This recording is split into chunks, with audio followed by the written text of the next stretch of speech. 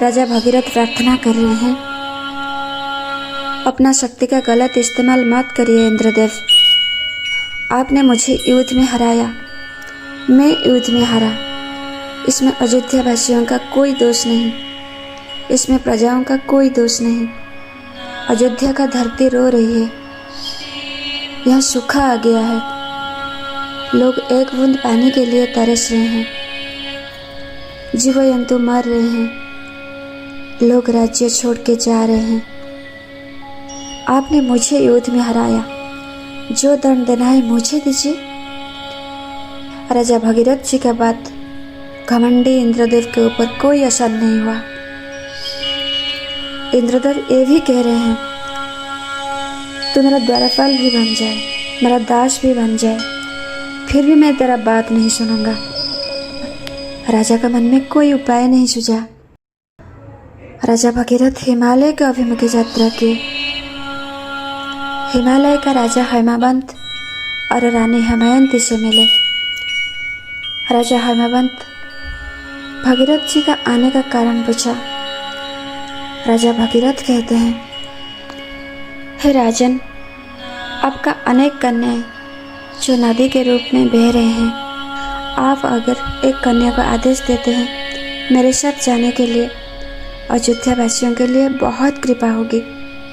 राजा हेमावंत बहुत कृपालु थे। ये कोई पूछने का बात है? एक नदी क्या 5 नदी ले जाओ, अयोध्या को पानी की बहुत जरूरत है, आप ले जाओ। जमुना, सरस्वती, नर्मदा, सिंधु, कावेरी। पर दुख की बात यह है, हिमालय से अयोध्या तक कोई भी नदी पहुंच नहीं सका। भगीरथ अनुनय विनय करते हैं,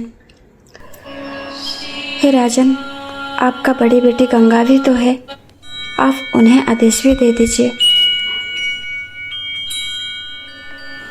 देवी गंगा पिता का बात सुनते ही गुस्सा हो जाती है। देवी गंगा कह रहे हैं, तुम्हारा इतनी बड़ी हिम्मत, तुम देवी गंगा को लेके जाओगे? तुमने मुझे क्या समझ के रखा? क्या मैं छोटा सा धार हूँ? बाकी बहनों की तरह मैं आधा रास्ता में अटक जाऊंगी? मेरी सीमा का तो तुम कल्पना भी नहीं कर सकते हो। मैं कितनी दूर तक जा सकती हूँ? अरे मूर्ख!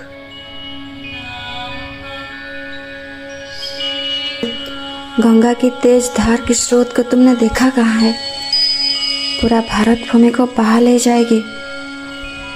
पूरी भारत भूमि में कोई एक भी जीव जीवित रहने के लायक नहीं रहेंगे। राजा दुखी हो जाते हैं, फिर भी कहते हैं, आपके ऊपर भगवान की कृपा है, आप नदियों में श्रेष्ठ हो। आप छोटा सा शीतल शांत धार बनकर अयोध्या तक पहुंच भी सकते हो। आप नदियों में से सबसे पवित्र हो। पवित्रता का निदर्शन शीतलता है, उग्र हिंस्र नहीं। आप मेरे ऊपर, मेरे अयोध्या वासियों के ऊपर कृपा करो माता। देवी गंगा खाली हाथ लौटा दी। अट्टहास्य के साथ बोली, ये रही मेरी बहन, इससे ले जाओ, ये मनुष्य है, तुम्हारा कोई काम आ सकती है। वो थी देवी गौरी। देवी गौरी ने दुखी राजा को शांत कराया। हे राजन, अब दुखी मत हो, हम तुम्हारा साथ है। अब दुखी मत हो, कुछ ना कुछ रास्ता निकलेगा जरूर। राजा भगीरथ हिमालय के नीचे बैठ गए। अब हम खाली हाथ अयोध्या नहीं लौट सकते हैं। प्रजाओं को हम क्या मुंह दिखाएंगे? लोग रोज मार रहे हैं, हम नहीं देख सकते हैं। देवी गौरी बोलते हैं, ठीक है, आप एक काम करो, हिमालय के ऊपर महादेव शिव ध्यान में हैं, आप उनसे जाके मिलो। आप उनका भक्त हो, जरूर आपका बात सुनेंगे। वो पशुपति शिव है, वो जीवन दाता है, जीवन रक्षा के लिए वो बहुत कुछ कर सकते हैं। भगीरथ बोलते हैं, हे शिव, अयोध्या पीड़ा में है, अयोध्या के पशु पक्षी मर रहे हैं, आप पशुपति हो, उनका रक्षा के लिए आप कुछ करो। मैं हर तरफ से हार गया हूँ। पूरी अयोध्या आपके हाथ में है, आप चाहे तो बचा सकते हो। हिमालय के चोटी पर गंगा, नीचे शिव खड़े हैं। कौन हो तुम? मैं शिव हूँ। तुम में इतना ताकत है, एक आवाज में हिमालय को हिला सकता है।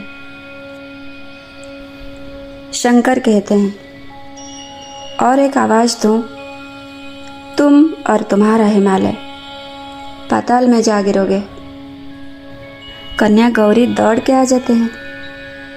कन्या गौरी कहते हैं, हे शंकर, तुम इतना ताकतवर होने के बाद गुस्सा करते हो।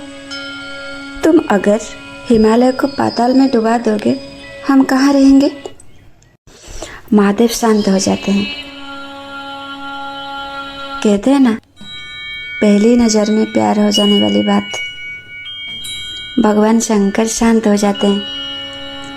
गंगा से कहते हैं, अयोध्या का धरती रो रही है, अयोध्या का पशु पक्षी मर रहे हैं। तुम नदी हो, तुम्हारा धर्म है बहना। तुम प्रकृति हो, तुम्हारा कर्म है सेवा। तुम्हारा धर्म और कर्म भूल के तुम स्वर्ग में बैठी हो। गंगा कहते हैं, रे मूर्ख। माँ गंगा कहते हैं, रे मूर्ख, तुम और तुम्हारा धरती मुझे संभाल सकोगे अगर मैं बहने लगूं? स्वर्ग से गंगा को बुलाने का अर्थ मौत को बुलाना। मैं कोई छोटी मोटी धार नहीं जो तुम मुझे कमंडल में ले जाओगे। मेरा स्रोत इतना तीव्र है, मेरा गति इतना तेज है, तुम सोच भी नहीं सकते हो। तुम और तुम्हारा अयोध्या पूरे भारत को मैं डुबा दूंगी। और इससे बड़ी बात क्या है सुना, मैं इतना पवित्र हूँ। देवा देवी साधु संत एक बूंद पाने के लिए, मुझे छूने के लिए सालों तपस्या करते हैं। तुम रहा स्मशान में दिन गुजरने वाला पवित्र फकीर, तुम्हारा अपवित्र धरती को मैं जाऊं? तुम्हारा धरती में सब अपवित्र है। मेरी पवित्रता गुण को मुझे नहीं खोना। तुम लौट जाओ, लौट जाओ शंकर तुम। महादेव शंकर गुस्सा होके अपना त्रिशूल जमीन में गाड़ देते हैं। जो हिमालय स्वर्ग को छू रहा था नीचे आ गया। तुम्हारा तेज गति को मैं जानता हूँ। पवित्रता का गुण जो तुम्हें मिला है, तुम्हारा साधना के तरह तुम्हें मिला है। धरती माता का सेवा के लिए, धरती माता का कल्याण के लिए एक शांत धार के रूप में तुम बह सकती हो। देवी गंगा लौट जाते हैं। देवी गंगा मानते नहीं। हे गंगा, मैं तुम्हें आह्वान करता हूँ। तुम में कितना शक्ति है और तुम कितना पवित्र हो, हम देखना चाहते हैं। ये जोगी फकीर को अगर तुम भिगा देगी, हम तुमको मान जाएंगे। तुम्हारी शक्ति और तुम्हारी पवित्रता का जय जयकार हम करेंगे। हम तैयार हैं। तुम उतरो, तुम हिमालय से उतरो। देवी गंगा जी का घमंड को अपमान लगा। देवी गंगा बोलती है, मैं धरती पे नहीं जाऊंगी। हम अपना पहला पैर तुम्हारे ऊपर रखेंगे, फिर लौट आएंगे। शिव ने कहा, जो तुम्हारी मर्जी। देवी गंगा आने से पूर्व पहले से महादेव जी सर झुकाया। शंकर जी सर झुका दिया। देवी गंगा ने वही किया। अपना पैर शिव जी के सर पे रख दिया। शिव को डुबाने वाली थी गंगा। शिव ने अपना जटा में देवी गंगा को बांध लिया। जटा से उतरने के लिए देवी गंगा छटपटाने लगी। अपना पावर का इस्तेमाल करना जो लोग नहीं जानते हैं, उनके साथ ऐसा ही कुछ होता है। अब देवी गंगा क्या करेगी? पास में खड़े थे राजा भगीरथ। भगीरथ जी को कहते हैं, अब गंगा तुम्हारी, ले जाओ तुम अयोध्या। देवी गंगा पूछते हैं, हे शिव, अयोध्या क्यों? तुमसे पवित्र श्री राम का चरण, तुमसे पवित्र अयोध्या भूमि।